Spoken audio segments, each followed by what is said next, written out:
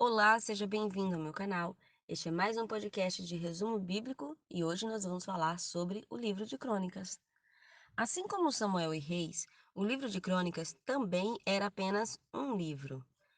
No escrito hebraico, o título original era Os Anais, ou seja, os acontecimentos. O livro de Crônicas era apenas um volume até que em 200 a.C., ao ser traduzido para o grego, o livro passa a ser dividido em dois volumes e recebe o nome de As Coisas Omitidas, como se fosse uma afirmação de que algumas informações contidas ali foram omitidas no livro de Samuel e Reis. Na nossa língua, o livro passa a se chamar Crônicas e teve origem na tradução latina conhecida como Vulgata, onde recebeu o nome de As Crônicas de toda a História Sagrada. O autor mais provável de Primeira e Segunda Crônicas é o sacerdote Esdras.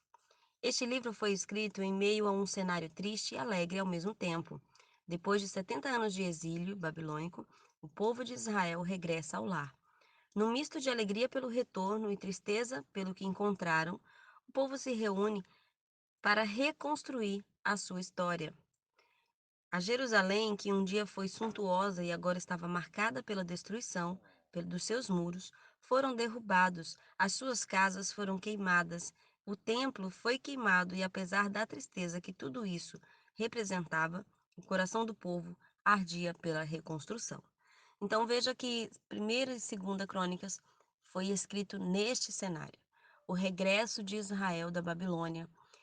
Lembrando que a Babilônia, ela fez 3 investidas contra Israel, e em cada uma dessas investidas ela levou pessoas cativas para a Babilônia. Em primeiro lugar, ela levou a casa do rei, né, e todos os seus nobres. E nessa primeira leva, ela leva também Daniel e seus amigos, que eram sábios e estavam ali no palácio. A segunda investida, eles levam as pessoas que podem contribuir financeiramente com a Babilônia, que eram pessoas que tinham posses, que sabiam lidar com o dinheiro, que sabia, né, oferecer algo para a Babilônia. Na terceira investida, eles levam pessoas mais pobres, deixando ali somente aqueles miseráveis que não tinham condição de se preservar.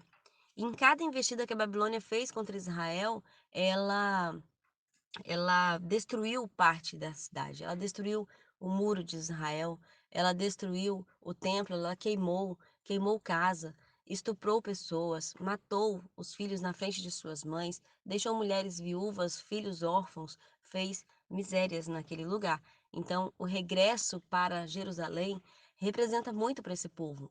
Representa, sim, uma parte sofrida da história, aonde eles olhavam todo aquele cenário de destruição e se lembravam da suntuosa Jerusalém que um dia foi, né? A Jerusalém da época de Salomão, a Jerusalém da época de glória do reinado de Davi, a Jerusalém dos últimos tempos, onde o rei Ezequias fez aquela oração e um anjo matou 185 mil, dessa Jerusalém eles lembravam. Então era um misto de grande tristeza, porque eles choravam pela destruição de Jerusalém, mas também era um misto de muita alegria, porque eles entendiam que tinha um Deus e que iam conseguir reconstruir aquele lugar. E a Bíblia diz que de longe não dava para distinguir se era alegria ou choro, mas era como se os jovens sorrissem pela alegria da reconstrução e os velhos chorassem pela tristeza da destruição de Jerusalém. Os livros de Primeira e Segunda Crônica, como foram chamados por Jerônimo, recria a história em miniatura e apontando para a aliança davídica. Primeira Crônica faz par com Segundo Samuel, pois ambos relatam a história de Davi. O livro de Segunda Crônicas começa com Salomão e termina com os mesmos fatos históricos de Segundo Reis.